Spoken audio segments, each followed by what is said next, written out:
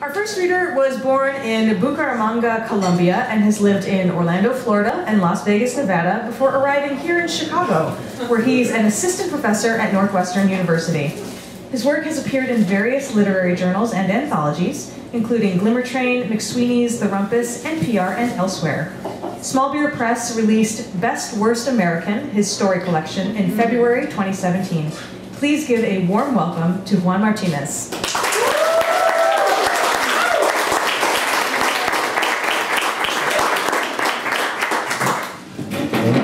Thank you for coming, even though it's a beautiful day outside and there's still sunshine. So I am going to read two very, very short poems, and then I'm going to read a little bit from the beginning of one of the short stories in the book.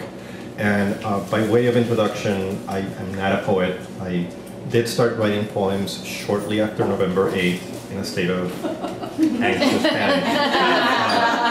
So I will read to, this first one was like literally in the middle of the heat of like November 9th or 10th.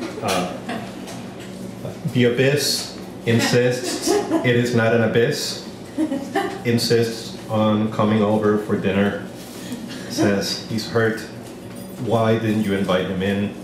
He's here at any rate. He brought a dish, a mesh bag, with 2 live rabbits, your neighbor's pets. I'm here, he says, let's eat.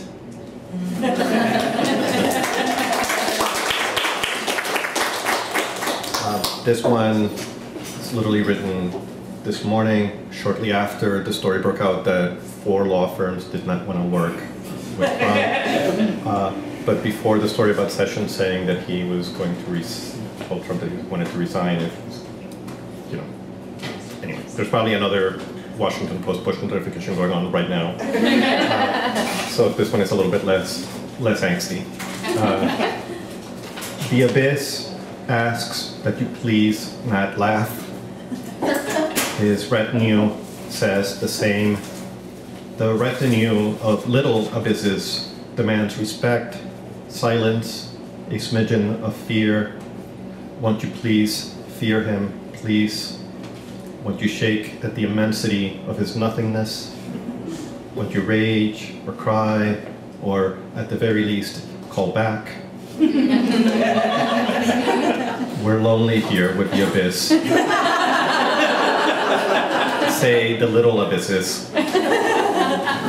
We have nothing, can say nothing, don't laugh, and we'll disclose everything we learned, every thought and secret act, the small sin, the vast lie. You'll laugh. Listen, we heard his every waking word, and no joke, what we learned is nothing.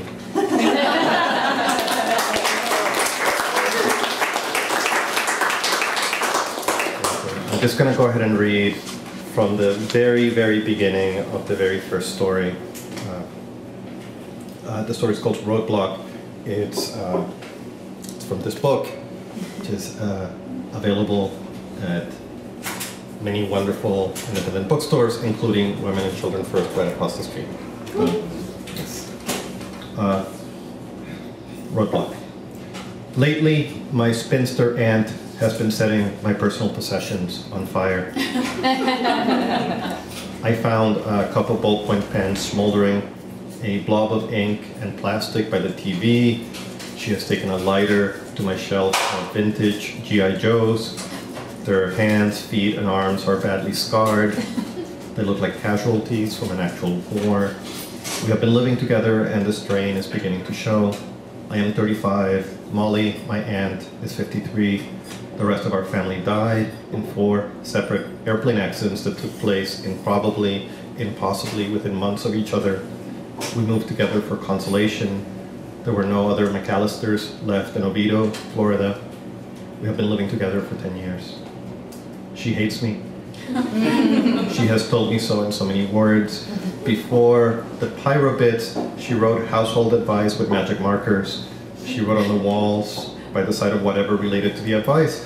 She'd write, please clean up, by the dirty plate I'd leave by the sofa. She'd write, for God's sake, pick up your laundry, next to the pile of underwear in the kitchen. The messages got a little more personal after I accidentally deleted the drafts of the self-help books she was writing. She was working on 2. I had most of it in hard copy, but I was downloading some songs off the computer and somehow messed it up, so now they're gone. And all she has, she claims, are the worst possible drafts. The books were called "You Are Not Loathsome!" and "It's Good to Be Sad and Say Nothing!" After I deleted the files, she left a stick figure drawing of a man with a beer belly in my bedroom. The man had a knife stuck to his head. An arrow pointed to the man, and next to the arrow she'd written "you." Those messages began about 6 months ago. They have not stopped. Today she drew a little comic strip on the front of the oven. A stick figure man is led to a guillotine and is decapitated. The head rolls off and spurts bright Crayola blood. Next to the head she has written, "This is your head."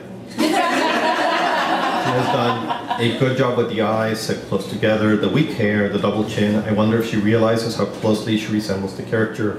We look very much alike. We could both stand to lose a few pounds. At work, we are often mistaken for brother and sister. We work together at a Target. We monitor inventory in a room walled with black and white screens. The room is the size of a closet. This continual proximity might have something to do with my aunt's feelings of anger and frustration. The neighbors have had to call the cops only once. We kept screaming to a minimum, and for the most part, try to be done with our arguments before 10 p.m. She has covered every surface with writing. Since the markers are water-soluble, she sometimes cleans up and starts anew. Most of the new ones are either scenes of how she'd kill me, e.g. the decapitation, or if inspiration fails, the words, "I hate you," followed by however many exclamation marks she feels like adding. I am not particularly fond of her right now, but I have nowhere else to go, and neither does she, and neither one can afford a place on our own, and besides, we're the only family we got, so we're stuck with each other. I do not wish her dead. I do wish she'd stop wishing me dead. I also wish she'd stop setting my things on fire. The fires wouldn't worry me so much if we weren't taking care of our neighbor's kid. He looks about 9 or 10, has fair brown hair and very light brown eyes. He's from Colombia, we think. The family has a map of Colombia in their living room. They moved in a week ago. No one in their household speaks English.